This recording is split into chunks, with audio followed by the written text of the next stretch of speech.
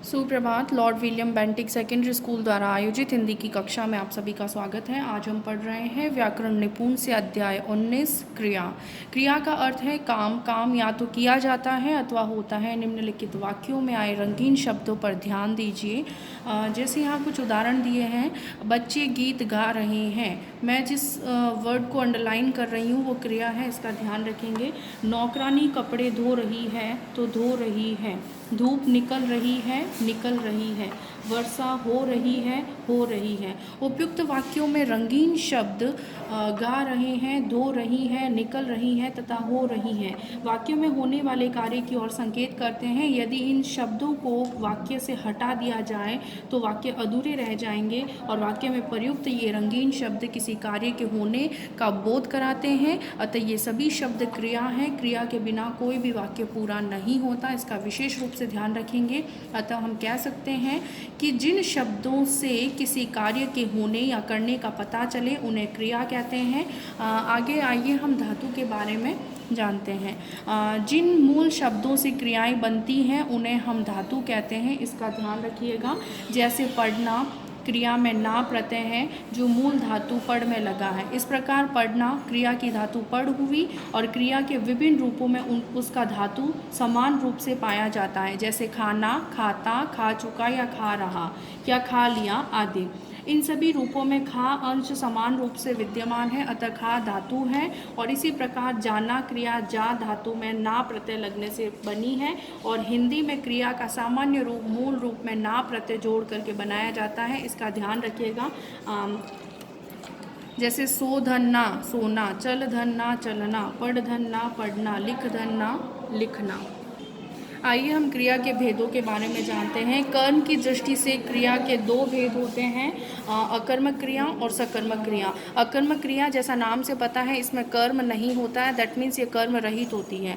राधा नाच रही है तो नाच रही है यहाँ पर क्रिया है लेकिन यहाँ पर कर्म नहीं है। मानव सो रहा है तो यहाँ पर मानव सो रहा है यहाँ पर क्रिया है लेकिन कर्म नहीं है। प्रवीण दौड़ रहा है और दहाड़ रहा है, शेर दहाड़ रहा है तो दहाड़ रहा है। उपयुक्त वाक्यों में रंगीन शब्द नाच रही है, सो रहा है, दौड़ रहा है तथा दहाड़ रहा है क्रिया है और इन क्रियाओं का फल कर्ता पर पड़ रहा है। नाच रही है क्रिया का फल राधा पर, सो रहा है और क्रिया का फल मानव पर, और दौड़ रहा है क्रिया का फल प्रवीण पर तथा दहाड़ रहा है क्रिया का फल शेर पर पड़ रहा है। और इन क्रियाओं में कर्म नहीं है, कर्म रहित ये क्रियाएं अकर्मक हैं। इसको डबल टिक करेंगे और याद करेंगे, आप नोटबुक में भी लिखेंगे। जिस क्रिया के व्यापार का फलकर्ता पर ही रहे तथा जिनके साथ कर्म की आवश्यकता न हो उसे अकर्मक क्रिया कहते हैं, इसको अंडरलाइन करेंगे और याद करेंगे। अकर्मक क्रिया की पहचान कैसे होगी तो आप इसका भी विशेष रूप से ध्यान रखेंगे कि अकर्मक क्रिया को कैसे पहचाना जाए।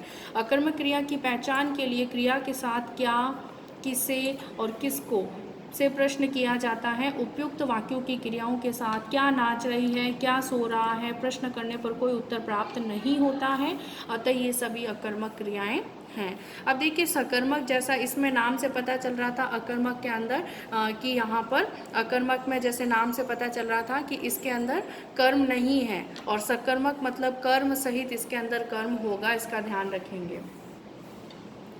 देखिए इसमें कुछ उदाहरण दिए हैं। जैसे दीपक पुस्तक पढ़ रहा है, मयंक जलेबी खा रहा है तो पढ़ रहा है, खा रहा है।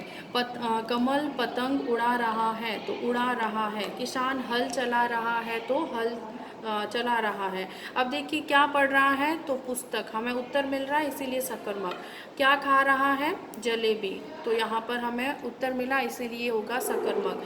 पतंग उड़ा रहा है तो क्या उड़ा रहा है, पतंग उड़ा रहा है। क्या चला रहा है, हल चला रहा है।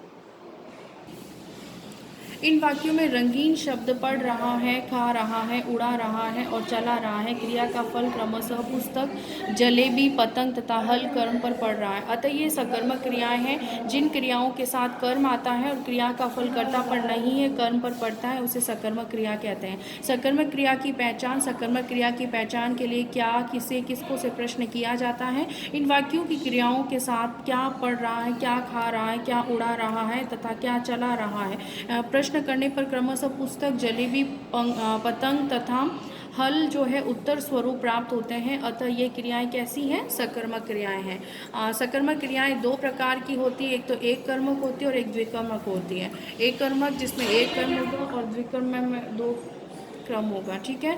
जैसे एक क्रमक क्रिया के अंदर क्या होगा, जिस वाक्य में क्रिया का एक ही कर्म होता है और एक कर्मक क्रिया कहलाती है। जैसे मनोहर गाना गा रहा है, उपयुक्त वाक्य में गा रहा है, क्रिया का फल गाना पर पड़ रहा है। चूंकि वाक्य में केवल एक ही कर्म का प्रयोग हुआ है, अतः यह एक कर्मक क्रिया हुई। द्विकर्मक क्रिया, जिस वाक्य में क्रिया के दो कर्म होते हैं वो द्विकर्मक क्रिया होगी। जैसे रवि ने मोहन को पत्र लिखा, तो यहाँ मोहन और पत्र दोनों ही क्या हो जाएंगे? कर्म हो जाएंगे, और यहाँ पर दो कर्म है। उपयुक्त वाक्यों में लिखा क्रिया के साथ भोजन को तथा पत्र में ये दो जो है वो कर्म जुड़े हैं। यहाँ द्विकर्मक क्रिया है, और द्विकर्मक क्रिया की पहचान करने के लिए क्या, किसे और किसको से प्रश्न किया जाएगा, इसका ध्यान रखेंगे। उपयुक्त वाक्यों में क्रिया के साथ क्या तथा किसे प्रश्न करने पर दोनों के उत्तर आएंगे। क्या लिखा? पत्र लिखा। किसे लिखा? मोहन को लिखा। द्विकर्मक क्रिया की पहचान, द्विकर्मक क्रिया का एक कर्म प्रधान होता है तथा दूसरा गौण होता है। गौण कर्म प्राणीवाचक होता है और उसमें कार्य के परसर्ग लगा होता है। यह प्राय वाक्य में पहले आता है। प्रधान कर्म अप्राणीवाचक होता है तथा इसके साथ प्राय परसर्ग नहीं आता है, और प्रधान कर्म जो है वो गौण कर्म के बाद तथा क्रिया से पहले आता है। उपयुक्त उदाहरण में पत्र प्रधान कर्म है और मोहन जो है वो गौण कर्म है। प्रयोग के आधार पर क्रिया के भेद को देखें तो प्रयोग के आधार पर क्रिया के 6 भेद होते हैं। सामान्य क्रिया, संयुक्त क्रिया, नाम धातु क्रिया, प्रेरणार्थक क्रिया, पूर्वकालिक क्रिया और अपूर्ण क्रिया। सामान्य क्रिया, जिन वाक्यों में एक ही मूल धातु से बने क्रियापद का प्रयोग हो वे सामान्य क्रियाएं कहलाती हैं। जैसे अक्षिता ने खाना खाया, आकांक्षा पुस्तक लाई, मैंने पाठ पढ़ा। उपयुक्त वाक्यों में रंगीन शब्द खाया में खा, लाई में ला, पढ़ा में पढ़ धातु से बने क्रियापद है, अतः ये सामान्य क्रियाएं हैं। संयुक्त क्रिया, जिन वाक्यों में एक से अधिक धातुओं से बने क्रियापदों का प्रयोग हुआ हो वे संयुक्त क्रिया कहलाती हैं। जैसे अध्यापक पाठ पढ़ाने लगे, मैंने खाना खा लिया, पुलिस ने डाकू को पकड़ लिया। उपयुक्त वाक्यों में रंगीन शब्द पढ़ाने लगे, लग और पढ़ दोनों हैं। खा लिया में खा और ले तथा पकड़ लिया में पकड़ और ले, दो दो धातु से बने पद हैं और दो धातुओं के योग से बने ये पद संयुक्त क्रियाएं हैं। संयुक्त क्रिया में पहली क्रिया मूल और दूसरी क्रिया रंजक या सहायक क्रिया कहलाती है। उपयुक्त वाक्यों में पढ़, खा तथा पकड़ क्रियाएं मूल क्रियाएं हैं, जबकि लग अथवा लिया जो है वो रंजक क्रिया है।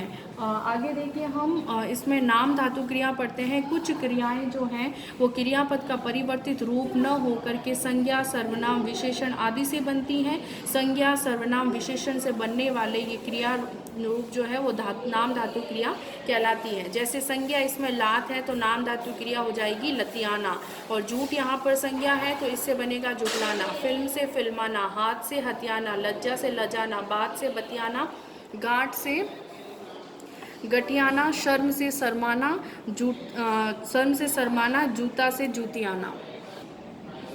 सर्वनाम से बनी नाम धातु क्रियाओं को देखें तो अपना से अपनाना। विशेषण से बनी नाम धातु क्रियाओं को देखें तो साठ सठियाना, लंगड़ा लंगड़ाना, तोतला तुतलाना, दोहरा दोहराना, गरम गरमाना, नरम नरमाना। अनुकरणवाची शब्दों से बनी नाम धातु क्रियाओं को देखिए। अनुकरणवाची दैट मीन्स थप थप, थप थपाना, खट खट तो खट खटाना। अनुकरणवाची में भिन्न भिन्न, भिन्न भिनाना, हिन हिन, हिन हिनाना। प्रेरणार्थक क्रिया, जिस क्रिया से इस बात का बोध हो कि कर्ता स्वयं काम न करके किसी दूसरे को काम करने के लिए प्रेरित करता है, उसे प्रेरणार्थक क्रिया कहते हैं। जैसे माँ ने बेटी से पत्र लिखवाया, मैंने इस रसोई से भोजन बनवाया, मैंने इस रसोइये से भोजन बनवाया। तो यहाँ मतलब एक व्यक्ति जब दूसरे से काम करवाता है तो वो प्रेरणार्थक क्रिया होती है। उपयुक्त वाक्यों में प्रयुक्त क्रिया जो है वो पदों में लिखवाया और बनवाया से ये स्पष्ट होता है कि इन पदों में किसी दूसरे को कार्य करने के लिए प्रेरित किया गया है, अतः यह प्रेरणार्थक क्रियाएं हैं। प्रेरणार्थक क्रिया दो प्रकार की होती है, प्रथम प्रेरणार्थक और द्वितीय प्रेरणार्थक। प्रथम प्रेरणार्थक जब कर्ता स्वयं कार्य में सम्मिलित होते हुए किसी को उस काम के लिए प्रेरित करता है, तब उस क्रिया को हम प्रथम प्रेरणार्थक क्रिया कहते हैं। जैसे माँ बच्चे को खाना खिलाती है। द्वितीय प्रेरणार्थक में जब कर्ता स्वयं कार्य न करके किसी दूसरे को कार्य करने के लिए प्रेरित करता है, तब क्रिया को द्वितीय प्रेरणार्थक क्रिया कहते हैं। जैसे माँ नौकर से कपड़े धुलवाती है। प्रेरणार्थक क्रियाएं बनाने के नियम देखिए। अब हम इन नियमों को भी देखते हैं। जैसे क नियम जो है, मूल रूप से आ या ला लगाकर प्रथम प्रेरणार्थक क्रियाएं बनाई जाती हैं।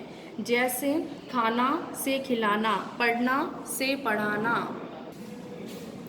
मूल धातु में वा या लवा लगा करके द्वितीय प्रेरणार्थक क्रियाएं बनाई जाती हैं। जैसे पढ़ना से पढ़वाना, खाना से खिलवाना। निम्नलिखित क्रियाओं के प्रथम व द्वितीय प्रेरणार्थक रूपों पर ध्यान दें।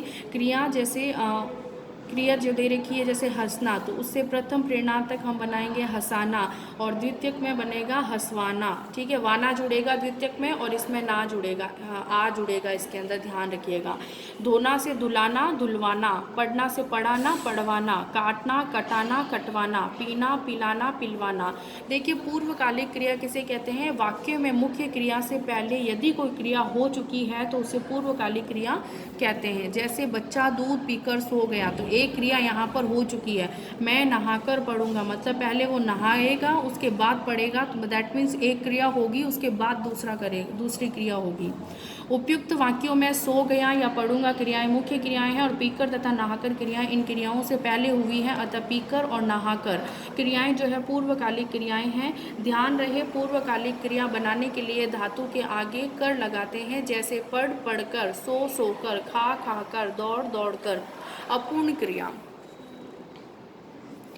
जब वाक्य में क्रिया के होते हुए भी किसी स्पष्ट अर्थ का बोध नहीं होता तो ऐसी क्रिया अपूर्ण क्रिया कहलाती है। जैसे वह है, राहुल उड़ रहा है, या राहुल उड़ा रहा है।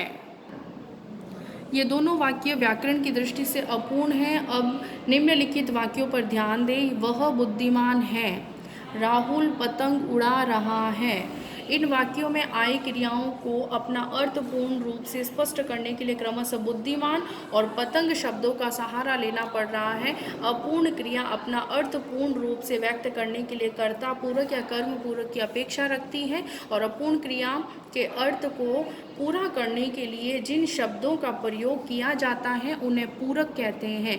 ठीक है, आज का ये पाठ यहीं पर समाप्त होता है। हमने सीखा में जो भी आपके मुख्य बिंदु दिए हुए हैं उन्हें अपनी पाठ्य पुस्तक में कीजिएगा और उन्हें लर्न कीजिएगा। धन्यवाद।